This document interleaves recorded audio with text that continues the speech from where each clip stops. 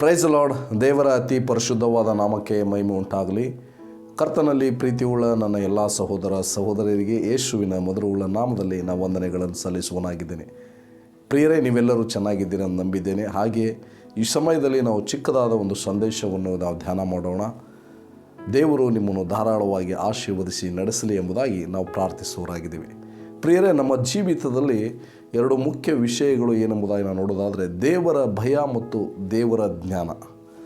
ಇವೆರಡೂ ನಮ್ಮ ಜೀವಿತದಲ್ಲಿ ಇರುವುದಾದರೆ ನಾವು ಎಲ್ಲ ದೇವರ ಆಶೀರ್ವಾದಗಳನ್ನು ನಾವು ವಶಪಡಿಸಿಕೊಳ್ಳಲಿಕ್ಕೆ ಸಾಧ್ಯವಾಗ್ತದೆ. ಪ್ರಿಯರೇ, ನಾವು ಸತ್ಯವೇದದಲ್ಲಿ ನಾವು ನೋಡುವಾಗ ದೇವರ ಭಯವನ್ನು ಅರಿತುಕೊಳ್ಳುವುದಂತೂ ಮತ್ತು ದೇವರ ಜ್ಞಾನವನ್ನು ಅರಿತುಕೊಳ್ಳುವ ಕೆಲವು ಪ್ರಮುಖ ವಿಷಯಗಳನ್ನು ನಾವು ಈ ಒಂದು ಸಂದೇಶದಲ್ಲಿ ನಾವು ನೋಡೋಣ. ಪ್ರಿಯರೇ, ಜ್ಞಾನೋಕ್ತಿಗಳ ಪುಸ್ತಕ 2ನೇ ಅಧ್ಯಾಯ 5ನೇ ವಚನ ಈ ರೀತಿಯಾಗಿ ಹೇಳೋದನ್ನು ನೋಡ್ತೀವಿ. ಆಗ ಯೆಹೋವನ ಭಯವನ್ನು ಅರಿತು ದೈವ ಜ್ಞಾನವನ್ನು ಪಡೆದುಕೊಳ್ಳುವಿ ಎಂಬುದಾಗಿ. ಈ ವಚನದಲ್ಲಿ ನಾವು ನೋಡುವಾಗ ಯಾವಾಗ ನಾವು ಯೆಹೋವನ ಭಯವನ್ನು ಅರ್ಥ ಮಾಡಿಕೊಳ್ತೇವೆ, ಅರಿತುಕೊಳ್ತೇವೆ, ದೇವರ ಜ್ಞಾನವನ್ನು ಪಡೆದುಕೊಳ್ತೇವೆ ಎಂಬುದಾಗಿ ನಾವು ಈ ಒಂದು ಸತ್ಯವೇದದಲ್ಲಿ ನೋಡಿಕೊಳ್ಳೋಣ. ಪ್ರಿಯರೇ, ನಮ್ಗೆ ಅನೇಕ ವೇಳೆಗಳಲ್ಲಿ ಜ್ಞಾನ ಇರ್ತದೆ, ಆದರೆ ದೇವರ ಭಯ ಕೆಲವರಿಗೆ ಇರುವುದಿಲ್ಲ. ಆದ್ದರಿಂದ ಅವ್ರು ಏನು ಮಾಡ್ತಾರಂದರೆ ಸುಲಭವಾಗಿ ಪಾಪದಲ್ಲಿ ಬಿದ್ದು ಏನು ಮಾಡ್ತಾರೆ ಅಂತ ಹೇಳಿದರೆ ದೇವರಿಂದ ದೂರವಾಗ್ತಾರೆ. ಅಷ್ಟು ಮಾತ್ರವಲ್ಲ, ಆಶೀರ್ವಾದಗಳನ್ನು ಹೊಂದಿಕೊಳ್ಳುವುದಿಲ್ಲ, ನಿತ್ಯ ಜೀವಕ್ಕೂ ಬಾಧ್ಯಸ್ಥರಾಗುವುದಿಲ್ಲ. ಆದರೆ ಇಲ್ಲಿ ನಾವು ನೋಡ್ತೇವೆ ಏನೆಂಬುದಾಗಿ ನಾವು ನೋಡೋದಾದರೆ ಈ ಜ್ಞಾನೋಕ್ತಿಗಳ ಪುಸ್ತಕ 2ನೇ ಅಧ್ಯಾಯ 1ನೇ ವಚನದಲ್ಲಿ ನಾವು ನೋಡುವಾಗ, ನಿನ್ನ ಕಿವಿಯನ್ನು ಜ್ಞಾನದ ಕಡೆಗೂ ಹೃದಯವನ್ನು ವಿವೇಕದ ಕಡೆಗೂ ತಿರುಗಿಸು ಎಂಬುದಾಗಿ. ನೋಡಿ, ನಮ್ಮ ಕಿವಿ ಜ್ಞಾನದ ಕಡೆಗೂ ಅಂದರೆ ಯೇಸು ಕ್ರಿಸ್ತನ ಕಡೆಗೆ ತಿರುಗಿಸಬೇಕು. 1 ಕೊರಿಂಥ 1ನೇ ಅಧ್ಯಾಯ 30ನೇ ವಚನ ನಮಗೆ ದೇವರ ಕಡೆಯಿಂದ ಏನಾಗಿದ್ದಾರೆ, ಯೇಸು ಕ್ರಿಸ್ತರು ಜ್ಞಾನವು, ದೇವರ ಶಕ್ತಿಯು, ನೀತಿಯು, ಶುದ್ಧೀಕರಣವು, ವಿಮೋಚನೆಯೂ ಆಗಿದ್ದಾನೆ ಎಂಬುದನ್ನು ನಾವು ನೋಡ್ತೇವೆ. ಪ್ರಿಯರೇ, ದೇವರಿಗೆ ಮಹಿಮೆ ಉಂಟಾಗಲಿ. ಆದ್ದರಿಂದ ನಮ್ಮ ಕಿವಿ ನಾವೇನು ಮಾಡಬೇಕು, ದೇವರ ಕಡೆಗೆ ಯಾವಾಗಲೂ ನಾವು ತಿರುಗಿಸಿರಬೇಕು. ಇದೇ ದೇವರ ಚಿತ್ತ. ನಾವು ಪ್ರಾರ್ಥನೆ ಮಾಡ್ತೇವಲ್ವ, ತಂದೆ ಪರಲೋಕದಲ್ಲಿ ನಿನ್ನ ಚಿತ್ತ ಭೂಲೋಕದಲ್ಲಿಯೂ ನೆರವೇರಲಿ ಎಂಬುದಾಗಿ.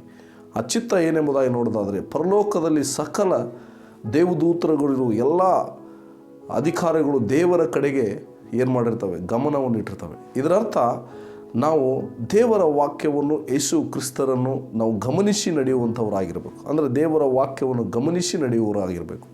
ಮತ್ತು ಅಷ್ಟು ಮಾತ್ರವಲ್ಲ, ಹೃದಯವನ್ನು ವಿವೇಕದ ಕಡೆಗೆ ತಿರುಗಿಸು ಎಂಬುದಾಗಿ ನೋಡೋದಾದರೆ, ತಿರುಗಿಸು ಎಂಬುದಾಗಿ, ಅಪ್ಲೈ ಎಂಬುದಾಗಿ ನಾವು ಇಂಗ್ಲೀಷಲ್ಲಿ ನೋಡ್ತೇವೆ. ಈ ಹೃದಯದಲ್ಲಿ ವಿವೇಕ ಎಂಬುದಾಗಿ ನಾವು ನೋಡೋದಾದರೆ ನೀತಿ, ನ್ಯಾಯ, ಧರ್ಮ. ಜ್ಞಾನೋಕ್ತಿಗಳು 1ನೇ ಅಧ್ಯಾಯ 2ನೇ ವಚನದಲ್ಲಿ ನೋಡ್ತೀವಿ. ವಿವೇಕ ಅಂದರೆ ನೀತಿ, ನ್ಯಾಯ, ಧರ್ಮ. ಇವುಗಳ ಬಗ್ಗೆ ನಮ್ಮ ಹೃದಯದಲ್ಲಿ ಅರಿವಿರಬೇಕು ಮತ್ತು ಅವಳು ನಮ್ಮ ಜೀವಿತದಲ್ಲಿ ಅಳವಡಿಸಿಕೊಂಡಿರಬೇಕು.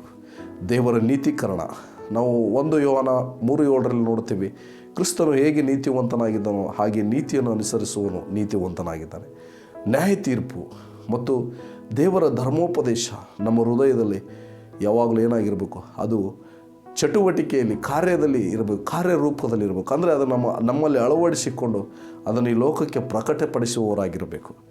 ಅಷ್ಟು ಮಾತ್ರವಲ್ಲ, ಈ ಒಂದು 3ನೇ ವಚನದಲ್ಲಿ ನಾವು ನೋಡುವಾಗ, ಇದಕ್ಕಾಗಿ ಬುದ್ಧಿಗಾಗಿ ಮೊರೆ ಇಟ್ಟು ವಿವೇಕಕ್ಕಾಗಿ ಕೂಗಿಕೊಂಡು ಎಂಬುದಾಗಿ ನೋಡಿ. ನಾವು ಕಣ್ಣೀರಿನ ಪ್ರಾರ್ಥನೆ ಮಾಡಬೇಕು.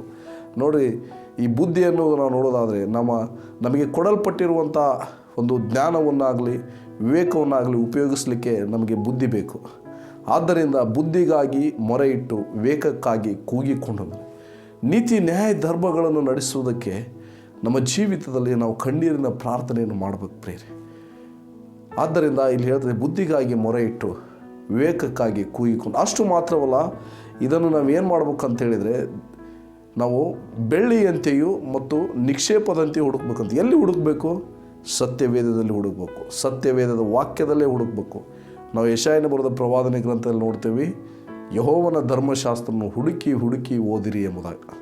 ಅದರಲ್ಲಿ ಎಲ್ಲ ಇರುವುದು ಎಂಬ ನೋಡಿ. ಇದನ್ನು ಒಂದು ನಿಕ್ಷೇಪದಂತೆ ಹುಡುಕ್ಬೇಕು. ಪ್ರಿಯರೇ, ದೇವರ ಜ್ಞಾನವನ್ನು ಹುಡುಕುವಾಗ ನೋಡಿ ನಮಗೇನಾಗ್ತದೆ ಅಂದರೆ ದೇವರ ಭಯವನ್ನು ಅರ್ಥ ಮಾಡಿಕೊಡ್ತೇವೆ. ದೇವರ ಭಯ ಅರ್ಥ ಮಾಡಿಕೊಳ್ಳುವಾಗ ನಮಗೆ ಸಕಲ ಆಶೀರ್ವಾದಗಳು ಸಿಗ್ತದೆ. ದೇವರಿಗೆ ಭಯಪಡುವನು ಏನಂತ ಹೇಳಿದ ಗೊತ್ತಾ, ಅವನು ಸಕಲ ಆಶೀರ್ವಾದವನ್ನು ಹೊಂದಿಕೊಳ್ಳುವನು. ದೇವರ ಯೆಹೋವನ ಭಯವೇ ತಿಳುವಳಿಕೆಗೆ ಮೂಲ ಎಂಬುದನ್ನು ನೋಡ್ತೇವೆ.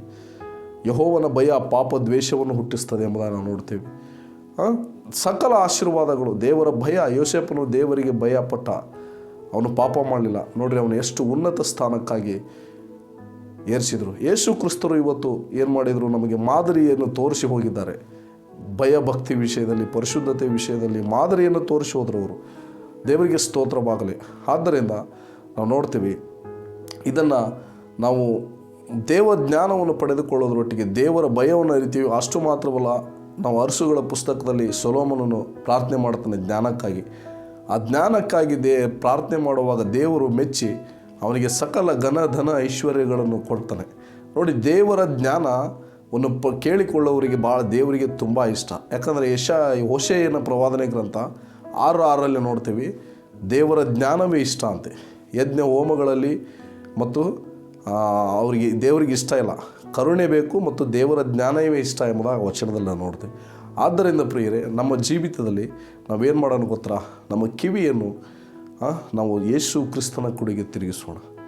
ಬೇರೆ ಈ ಲೋಕದ ಕಾರ್ಯಗಳೆಲ್ಲ, ಈ ಲೋಕದ ಒಂದು ಯಾವುದೇ ರೀತಿಯಂಥ ಪರಿಸ್ಥಿತಿಗಳಲ್ಲ, ಈ ಲೋಕದ ಸಂಗತಿಗಳಿಗೆಲ್ಲ ದೇವರ ಕಡೆಗೆ ತಿರುಗಿಸೋಣ. ದೇವರ ಚಿತ್ತದ ಕಡೆಗೆ, ದೇವರ ವಾಕ್ಯದ ಕಡೆ ತಿರುಗಿಸೋಣ. ಅಷ್ಟು ಮಾತ್ರವಲ್ಲ, ನಮ್ಮ ಹೃದಯದಲ್ಲಿ ಆ ನೀತಿ ನ್ಯಾಯ ಧರ್ಮವನ್ನು ನಾವು ಯಾವಾಗಲೂ ಅದನ್ನು ಪಾಲಿಸೋಣ, ಇದನ್ನು ಪ್ರಕಟಪಡಿಸೋಣ ಈ ಲೋಕದಲ್ಲಿ. ಅದೇ ದೇವರ ಚಿತ್ತವಾಗಿದೆ. ಅಷ್ಟು ಮಾತ್ರವಲ್ಲ, ನಾವು ಇದಕ್ಕಾಗಿ ದೇವರ ಜ್ಞಾನಕ್ಕಾಗಿ ನಾವು ಏನು ಮಾಡೋಣ, ಕಣ್ಣೀರಿನ ಪ್ರಾರ್ಥನೆ ಮಾಡೋಣ ಪ್ರಿಯರೇ. ಇದರಿಂದ ನಾವೇನಾಗ್ತದೆ ಅಂದರೆ, ದೇವರ ಭಯ, ಯೆಹೋವನ ಭಯ ಅರಿತು ದೇವರ ಜ್ಞಾನವನ್ನು ಪಡೆದುಕೊಳ್ತೀವಿ. ಅಷ್ಟು ಮಾತ್ರವಲ್ಲ, ದೇವರು ನಮಗೆ ಮೆಚ್ಚಿ ಘನ ಧನ ಐಶ್ವರ್ಯವನ್ನು ಕೊಡುವಂಥವನಾಗಿದ್ದಾನೆ ಪ್ರಿಯರೇ. ದೇವರ ನಾಮಕ್ಕೆ ಸ್ತೋತ್ರವಾಗಲಿ. ಆದ್ದರಿಂದ ನಾವು ಹೀಗೆ ಮಾಡುವಾಗ ದೇವರ ಮೆಚ್ಚುಗೆ ದೊರೆಯುವುದಷ್ಟೇ ಅಲ್ಲದೆ ದೇವರ ಸಕಲ ಆಶೀರ್ವಾದಗಳನ್ನು ನಮಗೆ ಕೊಟ್ಟು ಆತನು ನಮ್ಮನ್ನು ಉಪಯೋಗಿಸುವವನಾಗಿದ್ದಾನೆ. ಈ ವಾಕ್ಯಗಳ ಮುಖಾಂತರ ದೇವರು ಧಾರಾಳವಾಗಿ ಆಶೀರ್ವದಿಸಲಿ.